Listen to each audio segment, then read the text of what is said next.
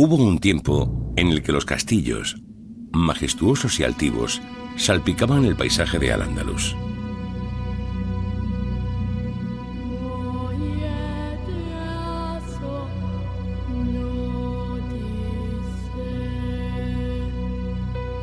Voy a contaros la historia de tres fortalezas que jugaron un papel fundamental en su historia. Es la historia del castillo de Bentomiz, el castillo de Zalía y el castillo de Comares.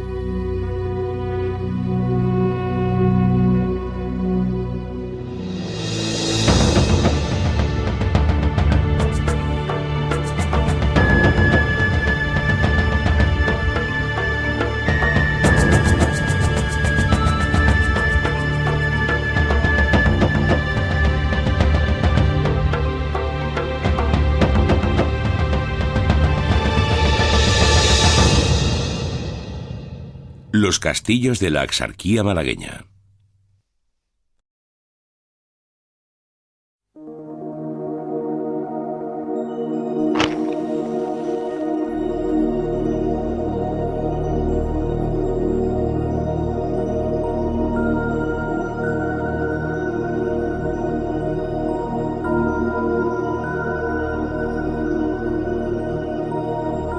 La conquista musulmana y la Axarquía.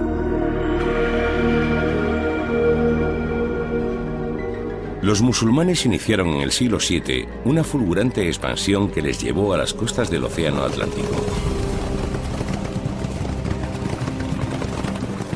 Aprovechando la crisis del reino visigodo, cruzaron el estrecho de Gibraltar en el año 711 y vencieron a los ejércitos de don Rodrigo en la batalla de Guadalete.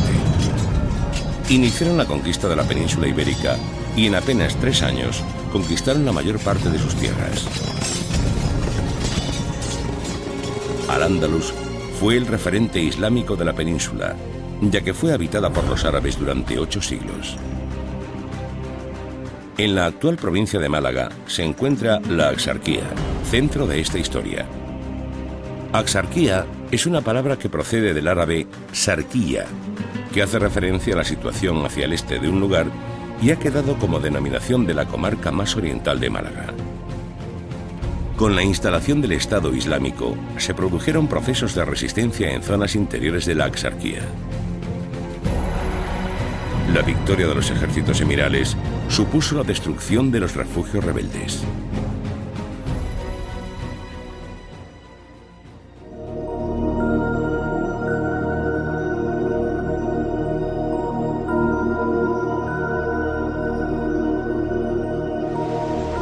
El origen de los castillos.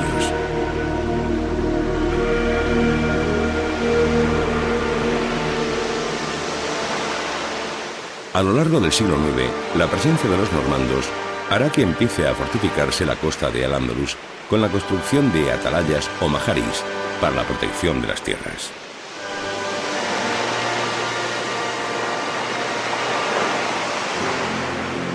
A partir del siglo XI, los antiguos refugios, destruidos durante las revueltas internas, recobran importancia por los enfrentamientos entre la taifa de Granada y la de Málaga.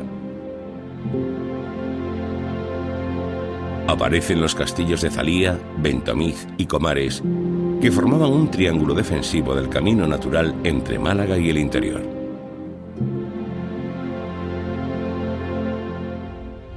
Al este de la provincia de Málaga se alzaba el castillo árabe de Bentomiz, sobre la sierra del mismo nombre.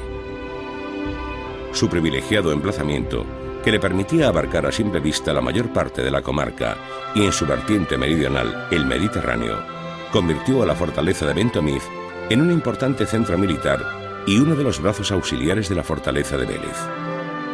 La construcción del castillo se inició a finales del siglo X por la revuelta de las poblaciones mozárabes, creándose como un refugio. Tenía gruesos muros de mampostería y pequeñas torres. En el siglo XI era un castillo bastante grande que tras una rebelión interna sufrió demoliciones en sus defensas. En el siglo XII se le añadió su torre ochavada, se elevaron las murallas con tapial y se reforzó con barbacanas. Al norte de Bentomiz se extiende la Sierra de Tejeda y el Boquete de Zafarraya, paso natural entre la costa y el interior. a 450 metros de altitud, se divisaba el castillo de Zalía. Su privilegiada posición le permitía contemplar frontalmente Alcaucín y controlar el paso al interior. Su construcción se inició entre los siglos X y XI. Aunque de dimensiones inferiores a Bentomiz, su composición en 2 recintos y con barbacana sigue la misma estela constructiva.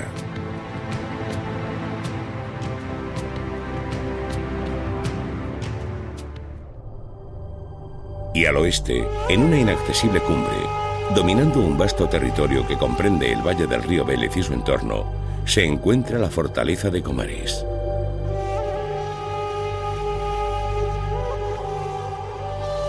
A principios del siglo X, ya se habla de esta fortaleza, que fue uno de los principales bastiones de una revuelta contra los emires de Córdoba.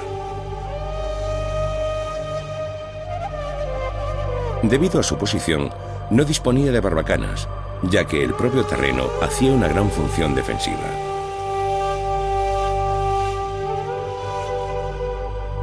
Comares fue uno de los feudos más importantes de la exarquía malagueña y pudo albergar una guarnición de 15.000 hombres.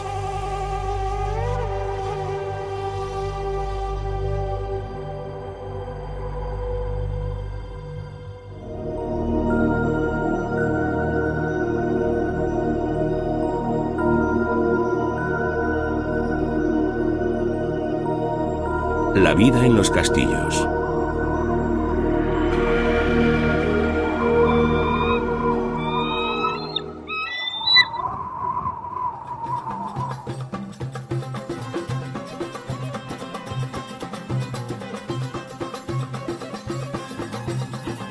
Los castillos de la exarquía, además de su importancia defensiva, eran centro de las comunidades que vivían bajo su influencia.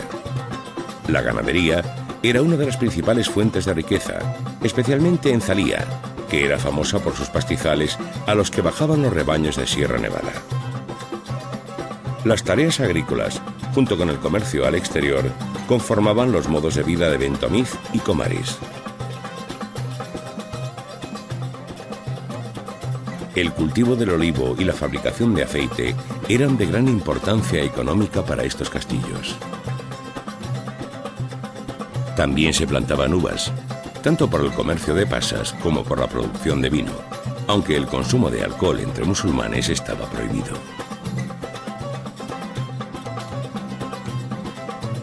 La sericultura fue la actividad más destacada en Bentomiz y Comares. La industria sedera, el hilado y el comercio conservaron su pujanza tras la ocupación cristiana. El comercio también se reflejaba en el interior de los castillos con los mercados.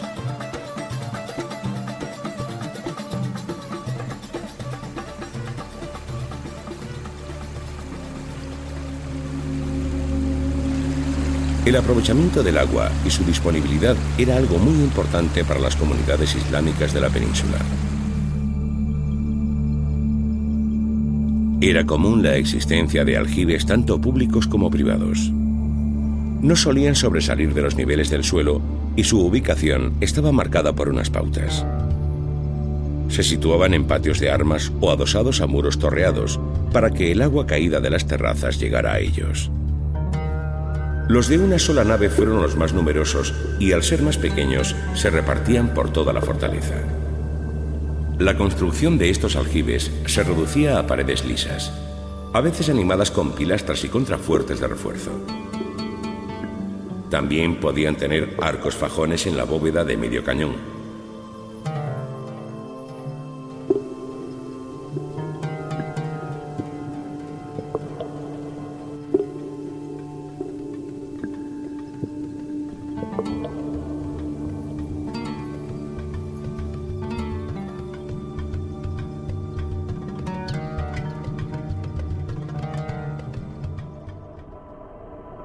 Las viviendas en estos castillos, que tenían un carácter muy defensivo, eran bastante modestas.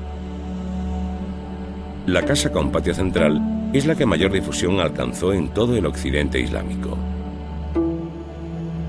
Las viviendas se estructuraban con una clara separación del exterior, con pocas aberturas externas.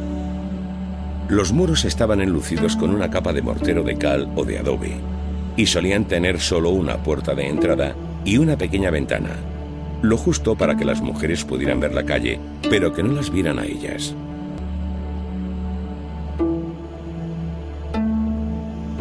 La puerta de entrada comunicaba a un zaguán, por el que se llegaba a un patio central a cielo abierto.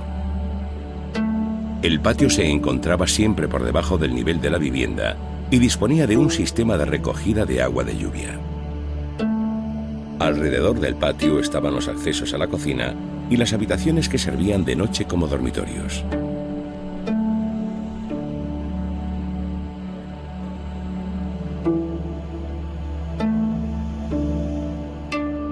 El interior de las viviendas era muy austero. En las habitaciones los suelos se cubrían con alfombras, junto a las paredes asientos alargados y bajos, y frente a estos, mesitas redondas y bajas para comer. En lugar de muebles o armarios, se usaban baúles de madera para guardar los objetos de la casa o nichos horadados en los muros. La obligación religiosa de lavarse antes de orar en la mezquita fue causa de una gran afición a la higiene. Las grandes casas disponían de auténticas bañeras de mármol o piedra. Para los que no tenían a su alcance estas facilidades, había baños públicos en todas las ciudades. El baño comprendía 3 salas, una fría, otra templada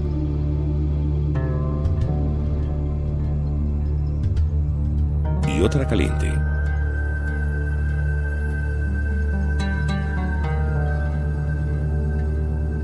Según Mahoma, la higiene es una manifestación de la fe y para el mundo islámico el agua es un don divino. Por esto, para los musulmanes los baños son un importante punto de reunión.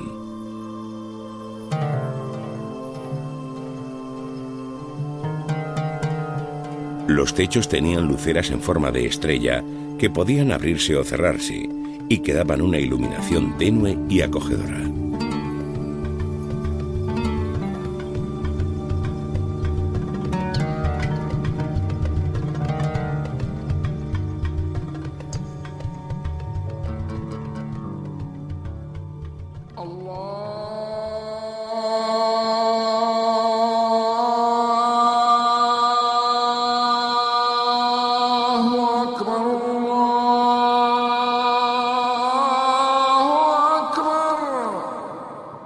Otro elemento común a todas las fortalezas serían las mezquitas, cuyos alminares sobresalían por encima del entramado urbanístico.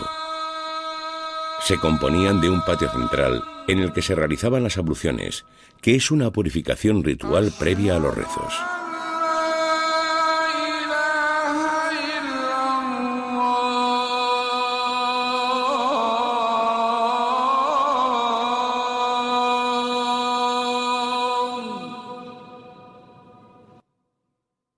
Los rezos se realizaban en el interior del edificio compuesto por varias naves.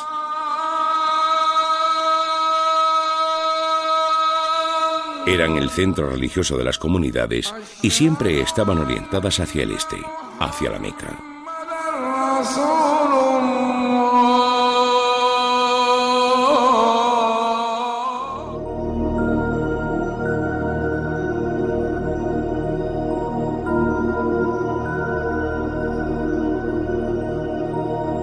La historia de los castillos.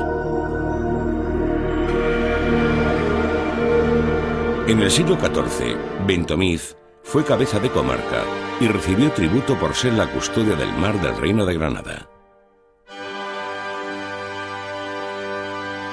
Tal fue su importancia, que a mediados del siglo contaba con jueces locales que ejercían su autoridad sobre una comunidad más extensa.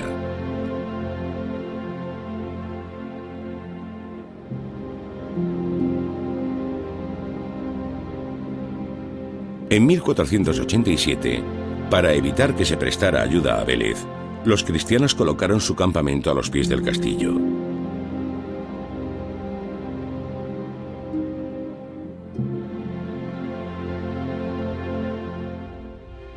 Varios generales cristianos estaban contrariados por la peligrosa decisión. Sin embargo, sin lucha, el alcaide de Bentomiz, el Guibis, se sometió a los ejércitos cristianos. La capitulación se realizó el 4 de mayo de 1487, misma fecha que Vélez, bajo las siguientes condiciones: tributos anuales y guardar sus usos y costumbres, no prestar auxilio a los habitantes de las zonas no conquistadas, entregar todas las fuerzas y fortalezas de las villas.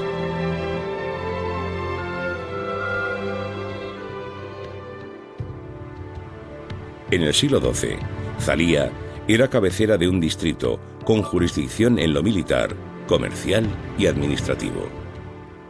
En los últimos coletazos del Islam andaluz, era un importante enclave defensivo por su ocupación histórica en la ruta nazarí.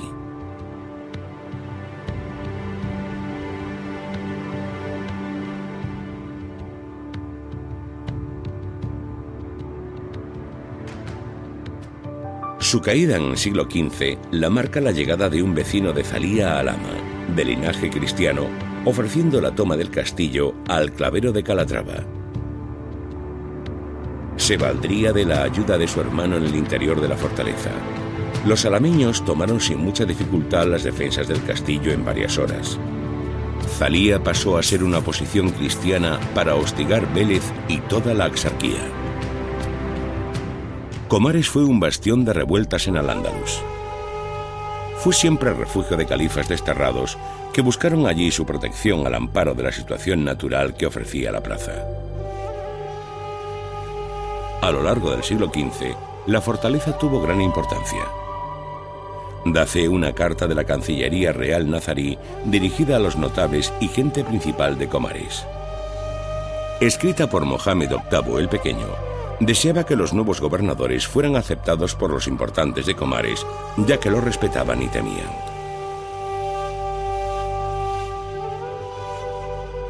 Comares jugó un papel decisivo en la caída de Vélez, al encontrarse en el camino de abastecimiento de Antequera al campamento cristiano levantado en Bentomiz.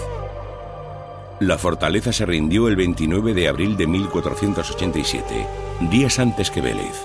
En la capitulación acordada en mayo se estipularon, entre otras, las siguientes obligaciones. Sus habitantes reconocerán la soberanía de los reyes de Castilla y Aragón, declarándose vasallos.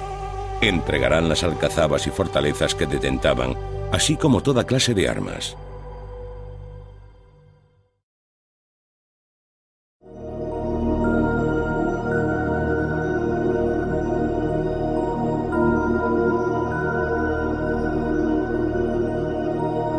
La decadencia.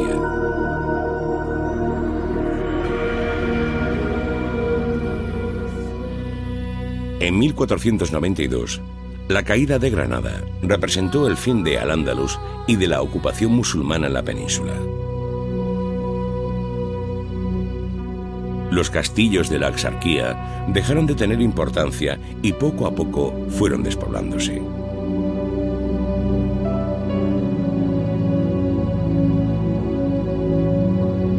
En el siglo XVI, el castillo de Bentomiz y el castillo de Zalía quedaron abandonados. Comares se adaptó con el tiempo a una nueva población y los restos son escasos. El paso del tiempo y el olvido hizo que a día de hoy pocos sean los restos que se conservan y las historias que de estos castillos se narran.